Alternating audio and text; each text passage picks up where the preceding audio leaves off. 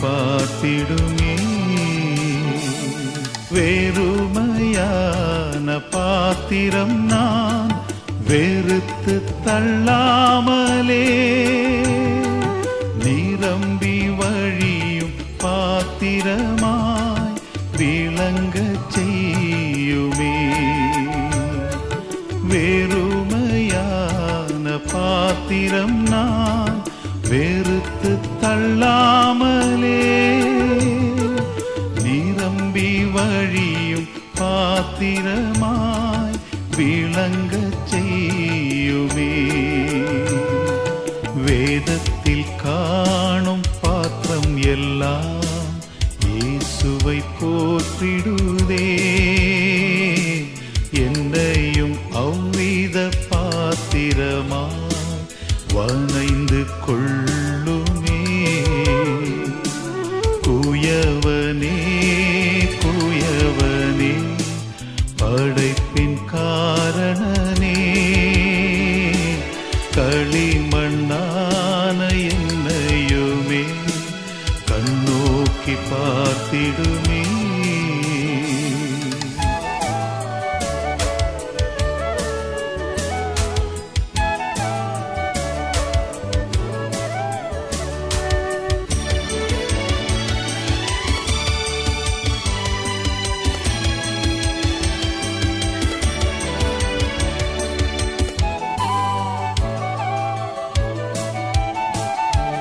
இறைவனே இறைவனே இணையில்லாதவனே,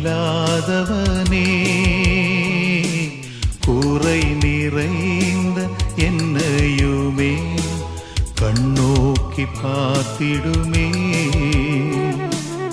இறைவனே இறைவனே இணையில்லாதவனே, குறை நிறைந்த என்னையுமே கண்ணோக்கி பார்த்திடுமே. விலை போகாத பாத்திரம் நான் விரும்புவாரில்லையே, விலையில்லாவும் கிருபையால் உகந்ததாக்கிடுமே. விலை போகாத பாத்திரம் நான் விரும்புவாரில்லையே, விலையில்லாவும் கிருபையால் உகந்ததாக்கிடுமே. தடைகள் யாவும் நீக்கி என்னை தம்மை போல் மாற்றிடுமே. உடைத்து என்னை உந்தனுக்கே உடமையாக்கிடுமே. குயவனே குயவனே படைப்பின் காரணனே,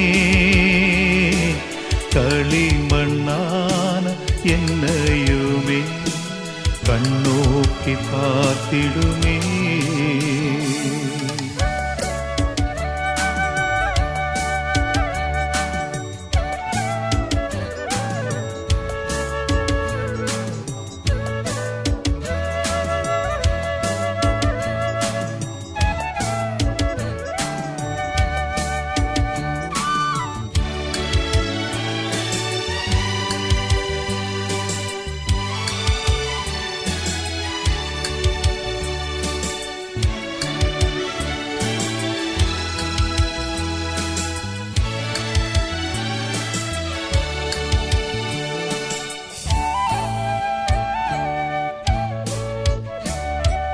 மேய்ப்பனே மேய்ப்பனே மந்தையை காப்பவனே,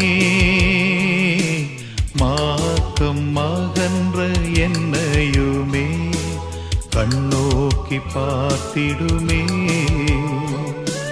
மேய்ப்பனே மேய்ப்பனே மந்தையை காப்ப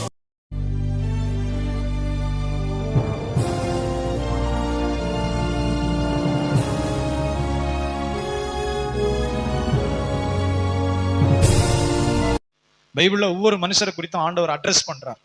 அவருடைய குணநலன்களை பற்றி சொல்லுகிறார். பைபிள் முழுவதும் வாசிக்கிறோம். ஒவ்வொரு மனுஷரை பத்தியும் சொல்றார். ஆபிரகாம் விசுவாசிக்கு தகப்பன். ஈசாக்கு தேவனிடத்துல மிகுந்த பயபக்தியா இருந்த மனுஷன். யோசேப்பு பரிசுத்தத்தை விட்டு விலகாத மனுஷன். தானியேல் உத்தமமும் உண்மையுமாய் பரிசுத்தமாய் ஜீவித்த மனுஷன். ஒவ்வொரு மனுஷனை குறித்தும் ஒரு அடையாளம் பைபிள்ல சொல்லப்படுகிறது. யார் எப்படிப்பட்டவர்கள், ஒவ்வொரு மனுஷருக்கும் அது மாதிரி கெட்டவர்களை பத்தியும் சொல்லப்பட்டிருக்கு, நல்லவர்களை பற்றி சொல்லப்பட்டிருக்கு. பைபிள்ல தாவீது எப்படி சொல்லப்பட்டிருக்கு, அப்சலோம் யார், அதோனியா யார், அகித்தோப்பேல் யார், அம்னோன் யார், எஸ்தர் யார், ராகேல் எப்படிப்பட்டவள், லேயாள் எப்படிப்பட்டவள், ரூபன் எப்படிப்பட்டவன், சிமியோன் எப்படிப்பட்டவன், லேவி எப்படிப்பட்டவன். சொல்லுங்காமே. சில நேரம் பைபிள் படிக்கும்போது கண்ணீர் ஓடும். கடைசி நேரத்துல சாக போறான் தகப்பன் இஸ்ரவேல். கடைசி நேரத்துல யாக்கோபு சாக போகிறான். ஒரு நாள் எனக்கு ஊத்துது ஆண்டவர், அது நெருக்கமாய் பரிசுத்த ஆவி நெருக்கப்படுத்தினா. கடைசியில சாக போறான் யாக்கோபு, முழங்கால மடக்கி தன் ஆவியை விட போறான். அப்ப கடைசி நாள்ல உங்களுக்கு சம்பவிக்கிறது என்னன்னு வாங்க பிள்ளைகளே என்னிடத்தில் கூடி வாருங்கள், உங்களுக்கு நான் என்ன நடக்கும்னு சொல்றேன்னு சொல்றேன். கடைசி நாள்ல உங்களுக்கு என்ன நடக்கும்னு வாங்க, எல்லாருக்கும் நான் உங்களுக்கு சொல்லிட்டு சாகுறேன்னு சொல்றேன். சொல்லுங்காமே. அப்ப பிள்ளையெல்லாம் யாக்கோபுடைய மகன்கள் எல்லாம் பேரம்பேத்தி எடுத்துருச்சு. யாக்கோபுக்கு பேரம்பேத்தி எடுத்துருச்சு. எகிப்துல வந்து பஞ்சம் பழக்க எகிப்துக்கு வந்து 70 பேரோட வந்து பெருகிக்கிட்டே இருக்கு, பெரிய கூட்டமா. ஆனா அந்த யாக்கோபு சாக போகிறான். ஆனா தேவனுடைய வார்த்தையை சொல்றான், பிரிச்சு சொல்றான். முதல்ல ரூபனை கூப்பிடுகிறான். நீ என் பலத்தின் சத்துவம், முதற் பேரான மகன். சொல்லுங்காமே. அது படிக்கும்போது மகன், தலைமகன், என் பலத்தின் சத்துவம் சொல்றான். யூ ஆர் ஃபர்ஸ்ட் பார்ன், என் பலத்தின் சத்துவம், முத புள்ள, தலைமகன்.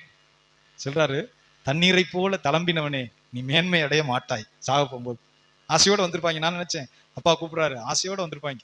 12 பிள்ளைகள், அவனுக்கு பிள்ளைய பேரம்பேத்தியெல்லாம் ஆயிடுச்சு. எகிப்துல போய் 147 வயசா அவன் சாகும்போது யாக்கோபு சாக போகும்போது கூப்பிட்டு சொல்றான், தண்ணீரை போல தளம்பினவனே நீ மேன்மை அடைய மாட்டாய். தகப்பனுடைய மஞ்சத்துல ஏறினியே, தகப்பனுடைய பேருக்கு கரையை உண்டாக்குனவனே, தகப்பனுடைய வாசத்தை கெடுத்தவனே. அது பாருங்களேன், சாக போகும்போது விட்டு வைக்கல. வாசிங்க அந்த வசனத்தை. அது நம்ம சப்ஜெக்ட் இல்லை, ஆனா அது சொல்லப்பட்டு வாசிங்க பார்ப்போம். தண்ணீரை போல தளம்பினவனே நீ மேன்மை, எவ்வளவு பெரிய வார்த்தை தெரியுமா, நீ மேன்மை அடைய மாட்டாய். ஆனா நீ தான் முத புள்ள, தகப்பனுடைய பேர் உனக்கு தான் வரும், ஆனா உனக்கு மேன்மை கிடைக்காது, நீ தள்ளப்பட்டுருவ, உனக்கு மேன்மை அடைய மாட்டாய். சொல்லுங்காமே. ஆமா, மேன்மை உனக்கு கிடைக்காது. உயிரோட தான் தெரிவேன், சஞ்சலத்தோட உன் வாழ்க்கை முடிஞ்சிருங்கிறதா அர்த்தம். உயிரோட தெரிஞ்சுக்கிட்டு அழைவேன், தகப்பனுடைய அந்த மேன்மை வராது. ஆபிரகாமுடைய மேன்மை ஈசாக்குக்கு வந்து, ஈசாக்குடைய மேன்மை யாக்கோபுக்கு வந்துச்சு. ஈசாக்குடைய மேன்மை யாக்கோபுக்கு வந்தது மாதிரி யாக்கோபுடைய மேன்மை ரூபனுக்கு வராது, அது யோசேப்புக்கு தாண்டி போயிடும். சொல்றார் பாருங்க, சகோதரனுடைய விசேஷித்தவனுடைய உச்சந்தலையில் அது திரும்பும். அவனுடைய பிள்ளைகளையும் இளைய பிள்ளைகளை தான் முதல்ல வைக்கிறான். யோசேப்பு நீ ஒண்ணுமே அடக்கவே முடியாது, சுவரை தாண்டி படருவான்னு சொல்றான். யோசேப்பை நீ பவுண்டரியே வைக்க முடியாது. யோசேப்புக்கு there is no boundary. அவனை எல்லை எவ்வளவு கட்டுப்படுத்த முடியாது. அவனுடைய பிள்ளைகள் எங்க போகும், சுவரை தாண்டி படரும். சொல்லுங்க ஆமே. ஆனா முதற் பிள்ளையா நீ பிறந்த சத்துவம், என் பலத்தின் சத்துவம், ஆனா நீ மேன்மை அடைய மாட்டாய். ஏன்? தேவனுக்கு பயப்படல. அதுதான் விஷயம். தேவனுக்கு பயந்து நடக்க வேண்டிய வழியில் நீ நடக்கல, உன் இஷ்டத்துக்கு நடந்த. தகப்பனுடைய மனைவிட்ட தப்பா நடந்த. தகப்பனுடைய மனைவி, யாக்கோபுடைய 4 மனைவியில ஒரு மனைவிட்ட போய் தப்பா நடந்த. என் வாசத்தை கெடுத்த, என் மேன்மையை கெடுத்துட்ட. யாக்கோபுடைய குடும்பத்துக்கு ஒரு கரையை உண்டாக்கிட்ட, பரிசுத்த குடும்பத்துல ஒரு கரையை உண்டாக்கிட்ட. சொல்லுங்க ஆமென். அதனால உனக்கு மேன்மை வராது. உத்தமமா நடந்தான் பாரு உன் தம்பி யோசேப்பு, கடைசி தம்பி. போத்திபார் வீட்டுல உத்தமத்தை காத்துக்கிட்டு நடந்தான், அவனை கர்த்தர் கொண்டு தூக்கி வச்சிருக்கிறார். இப்ப ஏன் மேன்மையை டிரான்ஸ்பர் பண்ணி அங்க வைக்கிறேங்கிறான். சகோதரனுடைய விசேஷித்தவனுடைய உச்சந்தலையில அது போட்டோம். நீ முத பிள்ளையா இருந்தாலும் உனக்கு மேன்மை கிடையாது. சொல்லுங்க ஆமென். முத பிள்ளையா பிறந்தனால உனக்கு மேன்மை கிடையாது. தகப்பனுடைய மஞ்சத்தை அசுசிப்படுத்தி எல்லாரும் மக்கள் மத்தியில யாக்கோபுடைய குடும்பம் 4 மகனே அம்மாட்ட தப்பா நடந்தா அது எவ்வளவு பெரிய கேவலம். மகன் போய் அம்மாட்ட தப்பா நடக்கிறான். 4 மனைவிகள்ல ஒரு மனைவியில போய் தப்பா நடக்கிறான். அதை மனதிலே வைத்திருக்கிறான். யாக்கோபு சொல்றான், உனக்கு மேன்மை கிடையாது, நீ மேன்மை அடைய மாட்டாய். தண்ணீரை போல தளம்பினவனே, சீக்கிரம் வாசிங்க. தண்ணீரை போல தளம்பினவனே நீ மேன்மை அடைய மாட்டாய். பாருங்க, உன் தகப்பனுடைய மஞ்சத்தின் மேல் சோத்திரம். இதுல வாசிங்க, தொண்டை கட்டி கிட்ட வச்சு வாசிங்க. தண்ணீரை போல் தளம்பினவனே நீ மேன்மை அடைய மாட்டாய். உன் தகப்பனுடைய மஞ்சத்தின் மேல் ஏறினாய், அதை நீ தீட்டுப்படுத்தினா. டிஃபைல் அப்படின்னு இருக்கு ஆங்கிலத்துல. அதை நீ தீட்டுப்படுத்தினா. ஏன்னா தீட்டானவர்கள் கர்த்தருடைய பிரசன்னத்துல வர்றதே கிடையாது. அவன் தீட்டுப்பட்டவன் சொல்றான். சாதாரணமான மனுஷன் சாயங்காலம் வரைக்கும் தீட்டுப்பட்டிருப்பான், பிரமியம் உள்ளவன் வரக்கூடாது. ஒரு குழந்தை பெற்றாலும் அவர் 40 நாள் வரைக்கும் தீட்டு உள்ளவளா இருப்பாள். அதுக்கு பிறகு தீங்கி சுத்திப்பாங்க, அதுக்கு பிறகு கர்த்தருடைய ஆலயத்துக்கு வரணும். இப்படி நிறைய பிரமாணம் இருக்கு. தீட்டு என்பது பாவத்தை குறிக்கிறது. சரீர பிரகாரமா அதையும் சொல்லியிருந்தார் ஆண்டவர், அது தீட்டு அல்ல. அப்போ உன் தகப்பனுடைய மஞ்சத்தை நீ தீட்டுப்படுத்தினாய், என் படுக்கையின் மேல் ஏறினானே, என் படுக்கையின் மேல் அவன் ஏறினானே. சிமியோனும் லேவியும். அடுத்து சொல்றாரு பாருங்க, அடுத்த பிள்ளைகள் சிமியோனும் லேவியும். ரூபனுக்கு அடுத்து பிறக்கிறது சிமியோன் லேவி. அதை சொல்றான். ஏன்னா அதுபடி படிக்காம சின்னது படமா நம்ம பயந்து நடக்கணும்ல. நம்ம இஷ்டத்துக்கு நடந்தா எட்டி உதவிவார் ஆண்டவர். உயிரோட திட்டமா வாழ்க்கை போயிடும். நிறைய பாஸ்டர்களும் அப்படி நிறைய காலம்புறமே சிரமப்பட்டுக்கிட்டு இருப்பாங்க. கர்த்தருடைய வழியில நடக்காதவர்கள் அப்படியே பிள்ளைகளும் குடும்பங்களும் ஆசீர்வதிக்கப்படுறதே கிடையாது. கடைசி வரைக்கும் எதிராகவே போயிட்டு இருப்பாங்க, உணர மாட்டாங்க. தேவனுடைய தண்டனை அப்படியே பிள்ளைகள் மேல குடும்பம் மேல பாடாப்படுத்தும். ஆனா அந்த பொல்லாப்பை விட்டு திரும்பவே மாட்டாங்க. அடுத்து சொல்லுகிறான் யாக்கோபு, சிமியோனும் லேவியும் கொடுமையின் கருவிகள். என்ன கருவிகள்? சத்தமா சொல்லுங்க, என்ன கருவிகள்? சிமியோ ரெண்டாவது மூணாவது பிள்ளைய பத்தி சொல்றான். எனக்கு ஒரு தடவை அழுக வச்சு சிரிப்பாங்க. சாவ போகும்போதாவது நம்ம அப்பா நல்லா சொல்லிட்டு சாவாரு சொல்லல அவர். ஏன்னா தேவனுடைய சித்தத்தை சொல்லுகிறான். தேவன் என்ன செய்வார், உன் கிரியைக்கு என்ன செய்வாருங்கிறத யாக்கோபு சொல்றான். தாம் பிள்ளைன்னு சொல்லல யாக்கோபு, இங்க தாம் பிள்ளைங்கிறது இல்ல. யாக்கோபு இப்ப தேவனுடைய மனுஷன், அவன் சந்ததிக்கு தகப்பன். அடுத்து என்ன நடக்கும்னு சொல்லிட்டு சாகுறான். சொல்லுங்க, அவன் தாம் பிள்ளைங்கிறதுக்காக கொண்ட மட்டக்கெல்லாம் சொல்ல முடியாது. அவன் சொல்லுகிறான், சிமியோனும் லேவியும் கொடுமையின் கருவிகள். வாசிங்க, சிமியோனும் லேவியும் ஏக சகோதரர், ஏக சகோதரர், அவருடைய பட்டயங்கள் கொடுமையின் கருவிகள். சொல்லுங்க ஆமென். பட்டயம் நம்மகிட்ட இருக்கணும், நியாயமா தான் வெட்டணும். பட்டயம் நம்மகிட்ட இருக்கலாம், அதிகாரம் பணம் இருக்கலாம், பலம் இருக்கலாம், சரீர பலம் இருக்கலாம், பணம் இருக்கலாம், அதிகாரம் இருக்கலாம். ஆனா அதை நியாயம் தவறி வெட்டக்கூடாது. பட்டயத்தை, பட்டயம் நியாயம். சொல்லுங்க ஆமென். நியாயம் தவறி வெட்டுறதை கர்த்தர் ஏத்துக்கிறது இல்லை. அதனாலதான் வசனம் சொல்லுகிறது, அவருடைய கொடுமையின் கருவிகள். அவர்கிட்ட இருக்கிற பட்டயம் கொடுமையின் கருவிகள். வாசிங்க, என் ஆத்துமாவே, என் ஆத்துமாவே அவர்களுடைய ரகசிய ஆலோசனைக்கு உடன்படாதே. ரகசிய ஆலோசனைக்கு உடன்படாது. ஏன்னா தகப்பனுக்கு தெரியாம, அது நமக்கு தெரியும். யாக்கோபுக்கு ஒரே ஒரு மகள், ஊரை சுத்தி பார்க்க போலான்னு போறா.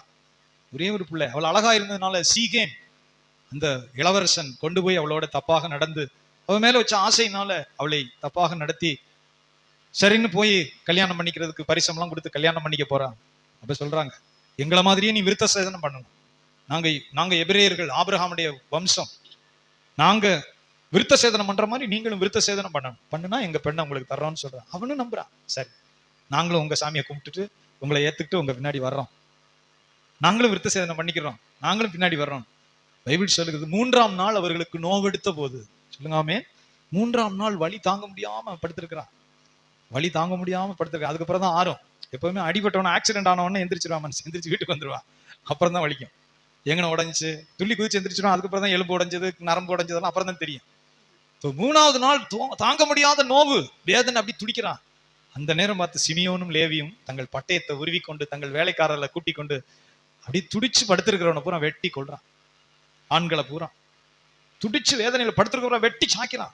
சாச்சிட்டு வர்றேன், அதே பாவிகளா, நான் சொல்லவே இல்லையடா, என் பேரை கெடுத்தில. ஏன்னா அந்த நாட்கள்ல பிள்ளைகளுடைய பேர் விளங்காது, தகப்பனுடைய பேர் தான் விளங்கும். யாருப்பா அந்ததுக்கு? ஆபிரகாம். அதுக்கப்புறம் யாரையா? ஈசாக். இப்ப யாரு? யாக்கோபு. அவனுடைய பிள்ளைகளை 2 அவனுக்கு சொல்லாம, அவனுக்கு தெரியாம ரகசிய திட்டம் போட்டுக்கிட்டு, இவங்க 3ஆவது நாள் துடிச்சிருக்கல புகுந்து நம்ம வேலைக்காரனை கூட்டிட்டு வெட்டி கொன்றுவோம், ஊரோட கொன்றுவோம். கொன்னுட்டு வந்து நிக்கிறான். யாக்கோபு செய்ய வாசத்தை கெடுத்துட்டே. சொல்லுங்காமே, இந்த பகுதி ரொம்ப இதானது. என் வாசத்தை கெடுத்தியலே, என் நல்ல பேரை கெடுத்தியடா பாவி, பஞ்சகமா துரோகிங்கிற பேரை எனக்கு சுமத்திட்டியே. அதை நம்ப வச்சு கழுத்திருப்பான்ல, அதே தான் நம்ப வச்சு கழுத்திருத்துட்டான் யாக்கோபுன்னு. நான் நல்ல மனுஷனா இஸ்ரவேல்ங்கிற பேரை வாங்கிக்கிட்டு அப்படியே இந்த ஆத்த கடந்து, நான் செஞ்ச பாவத்துக்கு 20 வருஷம் தண்டனை அனுப்பிச்சுட்டு தான் வந்தேன். அண்ணனுக்கு 10 வருஷம், அப்பாவை ஏமாத்துறதுக்கு 10 வருஷம்னு வாங்கிக்கிட்டு வந்துகிட்டு இருக்கிறேன். 20 வருஷம் தண்டனை அனுப்பிச்சுட்டு தான் வர்றேன். என் வாசத்தை கெடுக்கிறீல மறுபடியும். அதே யாக்கோபு, துஷ்டேன், ஏமாத்துக்காரன், எத்தேன், நம்ப வச்சு கழுத்தறுத்துருவாங்கிற அதே பேரை எனக்கு கொண்டு வந்துட்டீங்களே பாவியலா. நான் சொல்லல, அவங்க சமாதானத்துக்கு வந்தாங்க. உங்க பொண்ணை கொடுங்க, நாங்களும் விருத்த சேதனம் பண்ணிக்கிறோம், நாங்களும் உங்க ஆபிரகாமுடைய கடவுளை பின்பற்றோம், உங்க கட்டளையெல்லாம் நாங்க ஏத்துக்கிறோம்னு வந்தான்.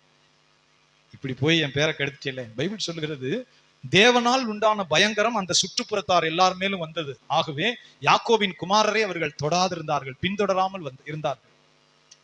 அந்த இக்கட்டான சூழ்நிலை யாக்கோபு சொல்லல கொல்ல சொல்லி, போய் அவங்களை கொல்லுங்க, படுத்த படுக்கையா கிடக்கிற நேரம் வெட்டி கொண்டுருங்கன்னு சொல்லல. சரி, அவங்க தப்பு பண்ணதுக்கு பரிகாரம் தேடி வர்றாங்க, நம்ம மகளை கல்யாணம் பண்ணிக்க கேட்கறாங்க.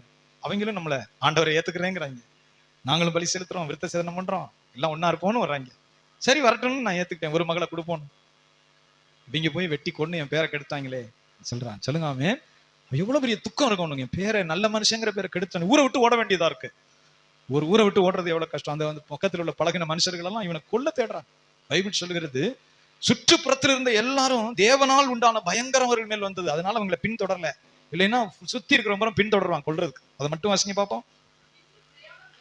பின்னும் பிரயாணம் புறப்பட்டார்கள். அவர்களை சுற்றி இருந்த பட்டணத்தாருக்கு தேவனாலே பயங்கரம் உண்டானதினால் அவர்கள் யாக்கோபின் குமாரரை பின்தொடராது. எல்லாத்துக்கும் தேவனுடைய செயல் இருக்கும் பின்னாடி. அவனை சுத்தி இருந்த எல்லாருக்கும் செய்தி பரவிருச்சு. யாக்கோபு நம்ப வச்சு கழுத்த இருக்கிறவன், மோசம் போக்குகிறவன், நம்பிக்கை துரோகி. யாக்கோபுடைய குடும்பம்னாவே அது நம்பிக்கை துரோகின்னு அர்த்தம். நம்ப வச்சு கழுத்த அறுத்துருவாங்க. அவன் வார்த்தையெல்லாம் நம்ம நம்ப முடியாது. சொல்லுங்காமே, ஒரு மனுஷனுக்கு கெட்ட பேர் வரும்போது அவனுடைய சாமிக்கு கெட்ட பேர் வரும். யோசித்து பாருங்களேன். இன்னைக்கு கூட பாருங்க, ஒரு கிறிஸ்தவர் இப்படி பண்ணிட்டா, என்னையா கிறிஸ்தவன், கிறிஸ்தவ பேரை வச்சுக்கிட்டு வசனம் எழுதிக்கிட்டு இவன் பண்ற எவ்வளவு என்னிடத்துல சில சொல்லியிருக்கிறான். ரொம்ப துக்கமா இருக்கு. நான் எங்க போய் பஞ்சாயம் பண்றது? ஒருத்தர் 2-3 பேர் ஒரு குறிப்பிட்ட இடத்துக்கு வந்தாங்க. நீங்க கேட்டு சொல்லுங்க பாஸ்டர், கூப்பிட்டு பேசுங்க, பண விஷயம், நீங்க கூப்பிட்டு பேசி ஏதாவது பண்ணி விடுங்க.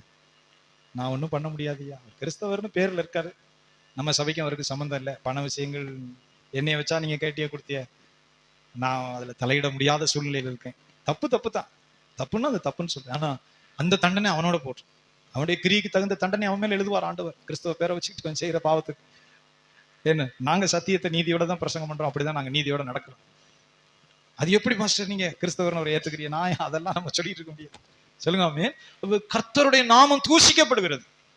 ஒரு பாவி துணிஞ்சு தேவனுக்கு விரோதமா போகும்போது என்ன நடக்குது? கர்த்தருடைய நாமம் தூஷிக்கப்படுகிறது. புதிய ஏற்பாட்டுல பவுலும் சொல்றார், உங்கள் நிமித்தம் கர்த்தருடைய நாமம் தூஷிக்கப்படுகிறது. உங்களுடைய நாமம்.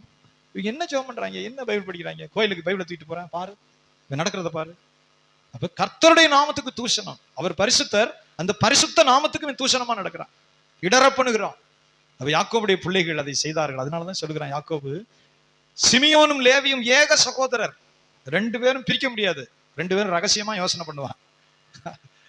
சொல்லுங்க ஆமென். கொடுமையின் கருவிகள், சத்தியா யோசனை பண்ணுவான். 2 பேரும் ஒன்னா சேர்ந்துக்கிட்டு தகப்பனுக்கு தெரியாம பண்ணுவான். ஆனா ஒண்ணு தெரிஞ்சுக்க, தகப்பனுடைய மேன்மை உனக்கு வராது. சொல்லுங்க ஆமென். தகப்பனுடைய மேன்மை உனக்கு என்ன செய்யாது? வராது.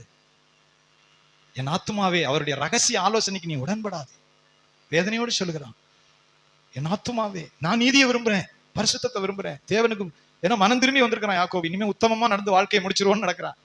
உத்தமமா நடந்து பிறருக்கு உதவி செஞ்சு நல்ல பேர் எடுத்து நம்மளால முடிஞ்ச உதவி செஞ்சு அப்படியே ஓட்டத்தை ஓடி ஆண்டவரோட போயிடுவோன்னு இவன் நடக்க ஆரம்பிக்கிறான். பிள்ளைகள் பேய் வழியில இருக்குது, பேயா போகுது, பிள்ளைகள் பொல்லாத வழியில போட்டு அளக்களிக்குது. தான் சொல்கிறான், என் மேன்மையே, என் ஆத்துமாவே அவருடைய ரகசிய யோசனைக்கு என்ன செய்யாத? உடன்படாது. பிளஸிங்ஸ் ஆத்மாவில இருந்து வருது. அவன் முழு உள்ளத்துல இருந்து அந்த ஆசீர்வாதம் வரும். அதைத்தான் ஈசாக்கு செய்தான்.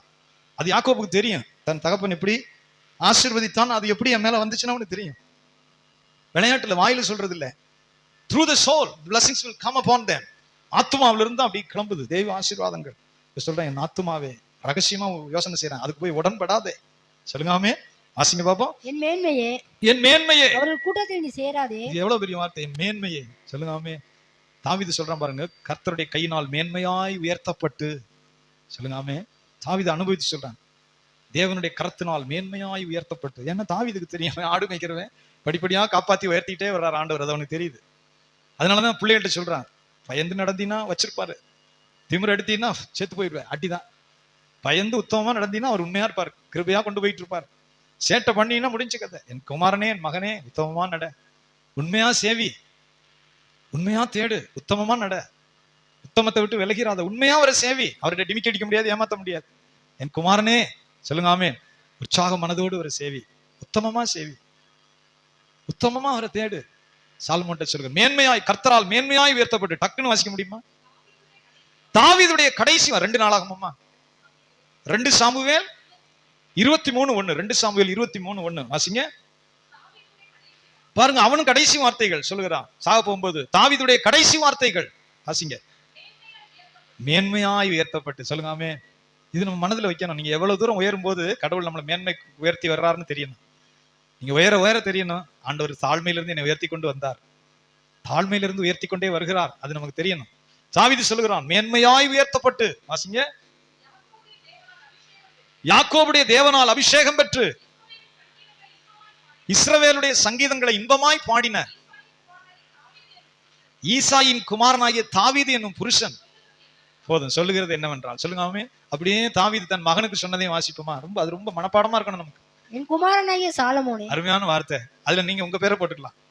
என் குமாரனாகிய, சொல்லுங்க ஆமே, என் குமாரனாகிய சாலமோன். எத்தனாவது அதிகாரம் எத்தனாவது வசனம்? 1 நாளாகமம் 28:9. 1 நாளாகமம் 28:9 மனப்பாடமா இருக்கணும். 1 நாளாகமம் 28:9. ஏன்னா தாவீது இது அனுபவம், தன்னுடைய அனுபவத்தை சொல்றான். தேவன், நீ எப்படி இருந்தா தேவன் உனக்கு எப்படி இருப்பார், அதுதான் விஷயம்.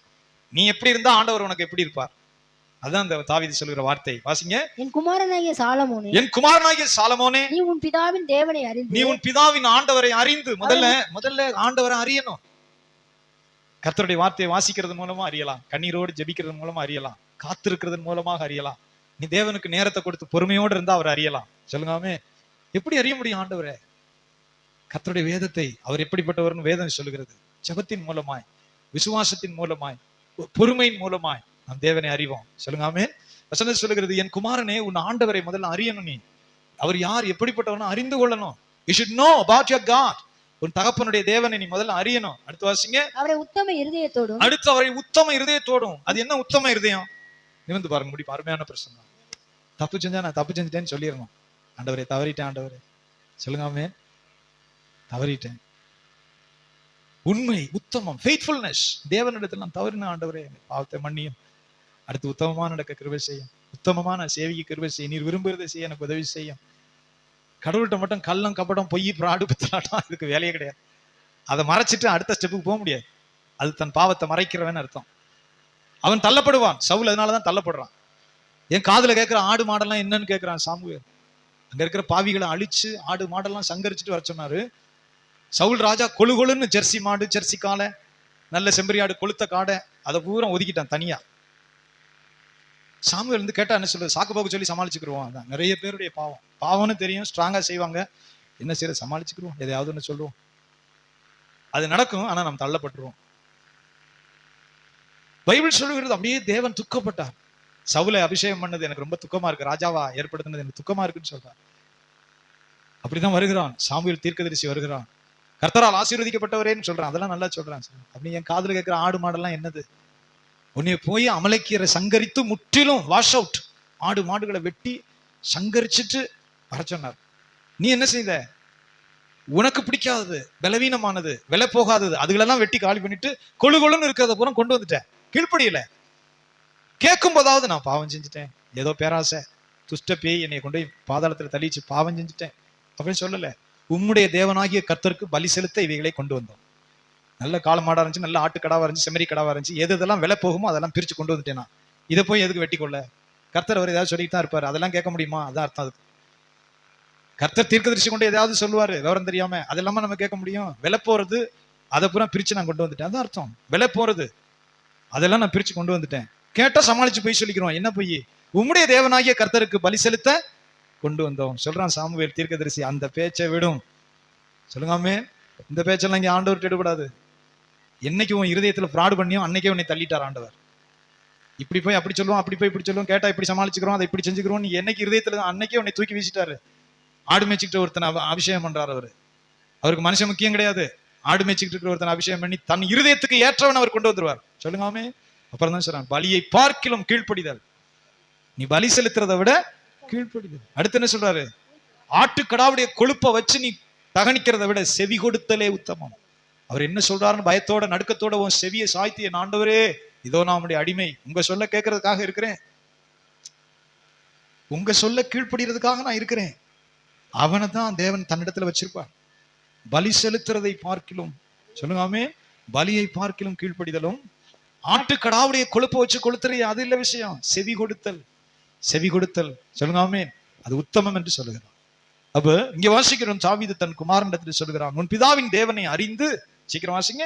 என் குமாரனாகிய சாலமோனே, சாலமோனே, உன் பிதாவின் தேவனை அறிந்து, உன் பிதாவின் தேவனை அறிந்து அவரை உத்தம இருதயத்தோடும், அவரை உத்தம இருதயத்தோடும் உற்சாக மனதோடு சேவி. பாடுங்க. அடுத்து உற்சாக மனதோடும், உயிரோட இருக்கிற வரைக்கும் உற்சாக மனதோடு கர்த்தரை சேவிக்கணும். சொல்லுங்க அல்லேலூயா. அது ஒரு பெரிய ஆசீர்வாதம். உற்சாக மனதோடு. அதனாலதான் உற்சாகமாய் கொடுக்கிறவனிடத்துல தேவன் பிரியமாய் இருக்கிறார்னு சொல்றாங்க. பைபிள் இடத்துல எத்தனை இடத்துல வருது பாருங்க. உற்சாகமாய் கொடுக்கிறவனிடத்தில் கேட்டு வாங்கு. சும்மா மனம் கசந்து போனவன வாங்கவே வாங்காத. பைபிள் படி. முறுமுறுக்கிறவன் அது எதுக்கு போட்டு அவன் வேணவே வேணாம், அது தேவன் பிரியப்படலை. உற்சாகமாய் கொடுக்கிற இடத்துல வாங்கு, உற்சாகமாய் கொடுக்கிற இடத்துல தேவன் பிரியமா இருக்கிறார். நிறைய வார்த்தை வருது, உற்சாக மனதோடு ஸ்தோத்திர பலி செலுத்தினார்கள். அப்ப உற்சாக மனதோடு தேவனை சேவி, சலிச்ச மனதோட சேவிக்கப்படாது. சொல்லுங்காமே. தாய் தோப்பம் வீட்டுக்கு வர்றாங்க, ஒரு மருமக சலிச்ச மனசோட எதுக்கு வந்து உயிர் எடுக்குதுங்கிற மனசோட ஒரு பிரியாணி வைக்கட்டுமே, அடுத்தவங்க வர மாட்டாங்க. அன்னைக்கு கையை கழுவுறதா, நான் அதை தான் கை கொள்றேன், அதெல்லாம் தூக்கி வச்சுட்டு போயிட்டே இருப்பேன். தேவனே பிரியப்படுறது இல்லை. எதுக்கு வந்து நம்மள உயிர் எடுக்குது வந்துகிட்டு அப்படின்னு ஒருத்தர் நினைக்குவேன். நமக்கு தெரியாது அவன் சந்தோஷத்தோடு செய்யறானா சந்தோஷம் இல்லாம அதை செய்யறானுங்கிற நமக்கு தெரிஞ்சிடும். கர்த்தர் சொல்லுகிறார், உற்சாக மனதோடு அவரை சேவி. சொல்லுங்காமே. எப்படி சேவி? cheerful heart. கர்த்தரை சேவிக்கும் போது என் மகனே எவ்வளவு கொடுத்தோன்னே வச்சிருக்கிறார், அதான் அர்த்தம். கொழு கொழுன்னு கொட்டி ஆயுசை கொடுத்து, சம்பாத்தியத்தை கொடுத்து, திங்க தீனியை கொடுத்து, எல்லாம் கொழு கொழுன்னு வச்சிருக்கிறார். சொல்லுங்காமே. இதை நான் கேட்கவே இல்லை. 20,000 ரூபாய் பிரட்டி வண்டி வாங்க முடியாம 6-7 வருஷமா கஷ்டப்படுற ஆத்மாக்களை எனக்கு தெரியும். 20,000 பெறட்ட முடியும். அது அவங்கள தேவன் கொண்டு வர்றார். அவங்க முன்னேறி வரணும், விசுவாசத்திலையும் உண்மையிலையும் முன்னேறி வரணும். விசுவாசத்திலையும் உண்மையிலையும் முன்னேறி வந்தா அவர் தன் கையை திறப்பார். அது ஒரு காரியம். சொல்லுகிறது எதுக்கு சொல்லுகிறேன்னா, தேவன் நம்ம எல்லாம் நன்மைகளோடு கிருபையோடு வைக்கிறார். அப்போ உற்சாக மனதோடு சேவி. சொல்லுங்காமே. எல்லாம் பெற்றுக்கொள்ற ஆண்டவர்ட்ட உற்சாக மனதோடு சேவி. உன் பிதாவின் தேவனை அறிந்து, 2வது வார்த்தை, உத்தம இருதயத்தோடும் உற்சாக மனதோடும் அவரை சேவி. Serve God. அடுத்து வாசிங்க. கர்த்தர் எல்லா இருதயங்களையும் ஆராய்ந்து நினைவுகளின் தோற்றங்களை எல்லாம் அறிகிறார். நீங்க என்ன கற்பனை செய்யறதுங்கிறது அறிகிறார் ஆண்டவர். நினைவுகளின் தோற்றம், இப்படி போய் அப்படி வருவோம், இதை அப்படி செய்வோம், இப்படி செய்வோம், இப்படி போவோம், அப்படி வருவோம், இதை பூரா அவர் அறிகிறார்.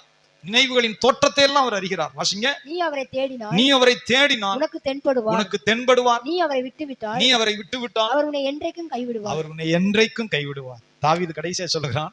ஆனா அதுதான் சாலமோனுக்கு நடந்துச்சு. முதிர் வயதான போது அவன் தேவனை தேடல, பாகால்களை தேடினான், அஸ்தரோத்துகளை தேடினான். தன் வயசான போது அவனுடைய மனைவிகள் வலிவி போக பண்ணினார். நிறைய தெய்வங்களுக்கு பலிபீடத்தை கட்டி கத்தரை விட்டு விலகி 2 தடவை எச்சரித்து கூட அவனுக்கு புத்தி இல்லை சாலமோன். அவன் கடைசி அவனுடைய வாழ்க்கை பரிதாபத்தான் முடிந்தது. தாவீது சொன்ன மாதிரியே முடிஞ்சு. அவரை நீ விட்டுட்டீன்னு வச்சுக்க, என்றைக்கும் கைவிடுவார். சொல்லுங்காமே. சத்தமா சொல்லுங்காமே. இதுக்கும் பாஸ்டர் சகரியா எலிசபெத்துக்கும் என்ன சம்பந்தம் இருக்கு? எங்க தொடங்கி எங்கேயோ போயிட்டே இல்ல, நான் அப்படி போகல. சொல்லுங்காமே. அவர்களை பற்றி சகரியா எலிசபெத்தை பத்தி 3 வரியில சொல்றார் ஆண்டவர். அவர்கள் எப்படிப்பட்ட வாழ்க்கை வாழ்ந்தார்கள்னு சொல்றார். எப்படிப்பட்ட வாழ்க்கை அவர்களுக்கு இருந்ததுன்னு சொல்லி வேதம் சொல்லுகிறது. லூக்கா சுவிசேஷத்துல பாருங்க, அவர்கள் இருவரும், அது கொஞ்சம் நேரம் எடுத்துக்கிறோம். கணவன் மனைவி ஒரு வருமானம் இருக்கா உங்களுக்கு? பாக்கியம் உள்ளவர்களா இருப்பீங்க. அது ரொம்ப நிறைய குடும்பங்கள்ல கணவன் மனைவிக்கு வருமானம் இல்லாம போயிருக்கு. அது சின்ன வயசுல அன்பா இருக்கிறாங்களா அல்லது முதிர் வயதுல பிரிஞ்சு போறாங்களா அது தெரியல, அது எப்படியோ. ஆனா பெரும்பாலும் கொஞ்சம் வயசான காலங்கள்ல ஆளுக்கு ஒரு பக்கம் போகுது. மனைவி சொன்னா புருஷன் கேட்கவே கேட்காது, அல்லது புருஷன் சொன்னா மனைவி கேட்கவே கேட்காது. 2ம் கூட்டி கடிச்சு நம்ம இதை செய்வோம், சமாதானமா வாழ்வோங்கிறது தான் ஆசீர்வாதம். சொல்லுங்காமே.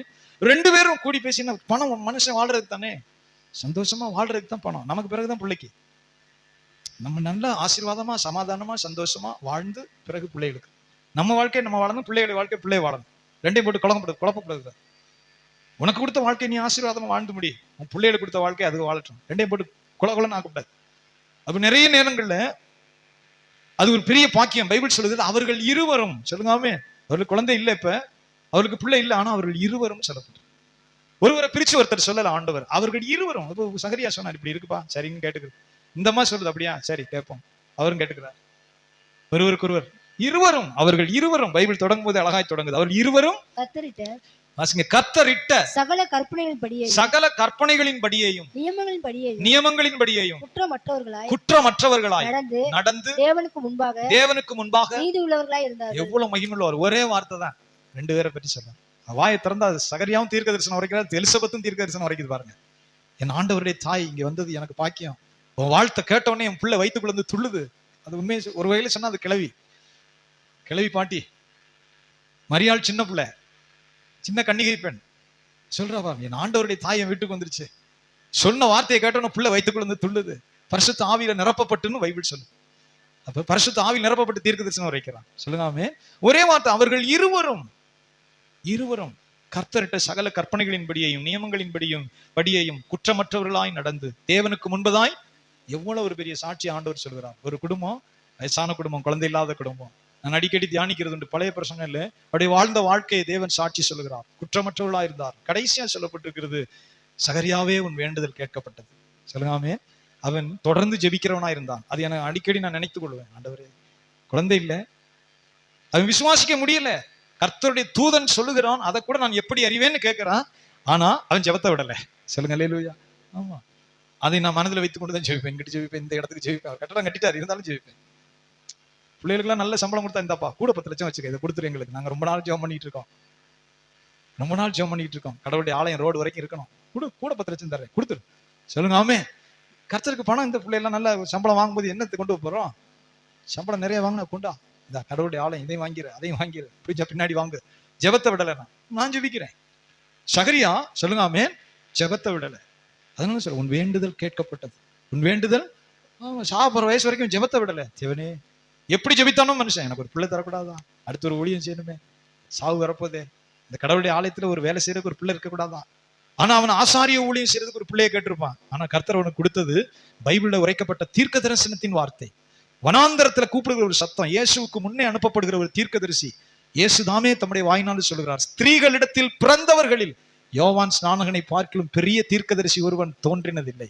சொல்லுங்க, யோவான் ஸ்நானகனோடு ஒரு பெரிய தீர்க்கதரிசி ஸ்திரீகளின் வயிற்றுல பிறந்தவன பெருசா தோன்றதில்லை. ஏசு சொல்லுகிறார். அப்ப எல்லாரும் கீழே தான், ஏசாயா எரேமியா எல்லாரும் கீழே தான். ஸ்திரீகளிடத்துல பிறந்தவர்களிடத்துல இந்த யோவான் ஸ்நானகனோட பெரிய தீர்க்கதரிசி எழுப்பினதில்லை. சொல்லுங்க ஆமே. ஏன் சொல்றாரு அத? அவன் மனுஷருக்கு பிரியமா வாழணும்னு விரும்பினதில்லை. மனுஷருக்கு அட்ஜஸ்ட் பண்றவன் கிடையாது. மனுஷனுக்காக பிரசங்கத்தை மாத்திரவன் கிடையாது. அவன் ஆசாரியனுக்கு குமாரனா பார்க்கிறான். ஆனா பரிசுத்த ஆவியினால் நிரப்பப்பட்டு எப்ப தேவ ஆவியில நிரப்பினாரோ அப்ப வனாந்தரத்துக்கு போயிடுறான். வீடு வேணாம், மரியாதை வேணாம், ஆசீர்வாதம் வேணாம், தாய் தகப்பன் வேணாம். ஆசாரியன் ஆலயத்துல தேவாலயத்துல பணி செய்கிறவன் சகரியா.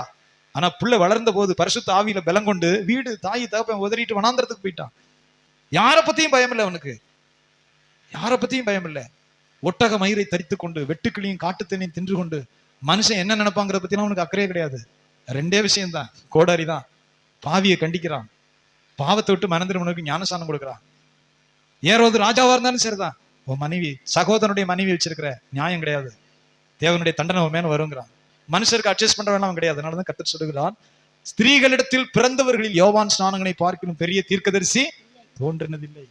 தன் தலையை கொடுக்க அவன் ஆயத்தமா இருக்கிறான். அப்ப சகரியாவுடைய வேண்டுதல் கேட்கப்பட்டது. சாதாரண பிள்ளையை கொடுக்கல. உலகத்தின்படி பார்த்தா இப்படி சின்ன வயசுல யோவானை கொண்டுட்டாங்களே. ஏன்னா இயேசுவுக்கும் யோவானுக்கும் பெரிய வித்தியாசம் இல்லை. யோவானுக்கு முன்ன பிறந்தவன், இயேசுவுக்கு முன்ன பிறக்கிறான். சொல்லுங்க ஆமென். இயேசுவுக்கு முன்ன பிறக்கிறான். ஒரு 35 வயசுக்குள்ளேயே யோவானுடைய தலை போயிருது. ஆனா பைபிள் சொல்லுகிறது, கர்த்தர் விசேஷமான பிள்ளைய அவர்களுக்கு கொடுத்தார். அநேக நேரங்கள் நான் நினைக்கிறது உண்டு, ஆண்டவரிடத்துல தொடர்ந்து மனுஷன் மன்றாடி ஜெபிக்கணும். சொல்லுங்க ஆமென். தொடர்ந்து ஜெபிக்கணும். சகரியாவுடைய புத்தகம் அதை சொல்லுகிறது. சகரியாவுடைய இடத்திலிருந்து நாம் கற்றுக்கொள்கிறோம், உன் விண்ணப்பம் கேட்கப்பட்டது. சகரியாவே உன் வேண்டுதல் கேட்கப்பட்டது. சகரியாவே உன் வேண்டுதல் கேட்கப்பட்டது. அவன் தொடர்ந்து ஜெபித்தான் என்று நாம் புரிந்து கொள்றோம். தொடர்ந்து ஜெபித்தான், நீதியோடு ஜீவிக்கிறான், கர்த்தருக்கு பயந்து ஜீவிக்கிறான், தேவன் அதில் பிரியம் வைக்கிறார். ஜெபம் பண்ணுவோமா? ஸ்தோத்திரம் ஆண்டவரே, ஹல்லேலூயா. நன்றி செலுத்துகிறோம் கர்த்தாவே, உம்மை துதிக்கிறோம் ஐயா. ஆமென். ஸ்தோத்திரம் ஸ்தோத்திரம் ஸ்தோத்திரம். ஆமென். ஸ்தோத்திரம் ஸ்தோத்திரம். ஆமென். ஸ்தோத்திரம். கர்த்தர் நல்லவர். ஸ்தோத்திரம். ஆமென். சூழ்நிலையை கண்டு, சூழ்நிலை சரியில்லைன்னு கண்டு ஜெபத்தை விட வேண்டாம். சூழ்நிலை சரியில்லை ஆகவே ஜெபத்தை விட வேண்டாம். ஆமென். நமக்கு நஷ்டமான சூழ்நிலை வருதுங்கிறதுக்காக நீதியை விடக்கூடாது, உத்தமத்தை விடக்கூடாது. ஆமென். ஒருவேளை நம்ம சொந்த காரணம் யாரா இருக்கலாம், கர்த்தருடைய வழியை விட்டு விலகும் போது அதை நம்ம சரின்னு சொல்லக்கூடாது, கர்த்தருடைய சத்தியத்தை சொல்லணும். கர்த்தருடைய வழி சத்தியம்னா சத்தியம்தான், அதை மாற்றக்கூடாது, மாற்ற முடியாது. ஸ்தோத்திரம். நீதியில நடக்கணும், பரிசுத்தத்துல நடக்கணும், கர்த்தருடைய நியமத்தில கட்டளையில நடக்கணும், குற்றமற்றவர்களாய் தேவனுக்கு முன்பதாய் காணப்படணும். பிதாவே, உம்மை ஸ்தோத்திரிக்கிறோம் ஆண்டவரே, கிருபையுள்ள இயேசுவே, நன்றி செலுத்துகிறோம். இம்மானுவேலே, சர்வ வல்லவரே, ரட்சிப்பின் தேவனே, மகிமையின் தேவனே, நீதி உள்ள தேவனே, பரிசுத்தம் உள்ள தேவனே, உத்தமத்தை விரும்புகிறவரே, உண்மையை விரும்புகிறவரே, சத்தியத்தை விரும்புகிறவரே, ஸ்தோத்திரிக்கிறோம். இயேசு கிறிஸ்துடைய பரிசுத்த நாமத்துல இந்த ஆசீர்வதிக்கப்பட்ட ஆண்டவர் இந்த மாலை வேளைக்காக துதிக்கிறோம். இந்த வருடத்தின் கடைசி நாட்களுக்காக துதிக்கிறோம் ஆண்டவரை. நிலையற்ற பூமியில தேவன் எங்களுக்கு பாராட்டின இரக்கங்களுக்காக ஸ்தோத்திரம் செலுத்துகிறோம், நன்றி செலுத்துகிறோம். எங்களுக்கு அருளி செய்த எல்லா உபகாரங்கள் கிருபைகளுக்காய் நன்றி செலுத்துகிறோம். தேவனே, உம்மை துதிக்கிறோம் ஆண்டவரே. இந்த வனாந்திர பாதையில கர்த்தருக்கு பிரியமாய் நாங்கள் ஸ்தோத்திரம் செலுத்தி அவருக்கு பிரியமான ஜனமாக ஆண்டவரே வாழ்ந்து நடக்க எங்களுக்கு கிருபை தருவீராக. சபையில் இருக்கிற எல்லா குடும்பங்களையும் ஆசீர்வதித்தரலும் ஆண்டவரை, பாதுகாத்தரலும், எல்லா தீமைக்கும் விலக்கி காப்பாற்றும், பாவங்களுக்கு விலக்கி காப்பாற்றும் ஆண்டவரே. ஸ்தோத்திரம். தேவனுக்கு பயந்து நடக்கிற ஆவியை தாரும், பரிசுத்தத்திலும் சத்தியத்திலும் உத்தமத்திலும் ஆண்டவரே எங்களுடைய தேவ ஜனம் சபை ஊன்ற கட்டப்படட்டும் ஆண்டவரே. சுத்த நல் மனச்சாட்சியை காத்து கொண்டு ஆண்டவரே ஸ்தோத்திரம் உடைய சுவிசேஷத்தை சொல்லவும் பிறருக்காய் ஜெபிக்கவும் சாட்சியாக உப்பாக வெளிச்சமாய் வாழவும் கிருபை தர வேண்டும் என நாங்கள் கெஞ்சுகிறோம். ஆண்டவரே என்னுடைய வழிகளை செம்மைப்படுத்தும்படியாய் கெஞ்சுகிறோம். எங்களை நடத்துவீராக.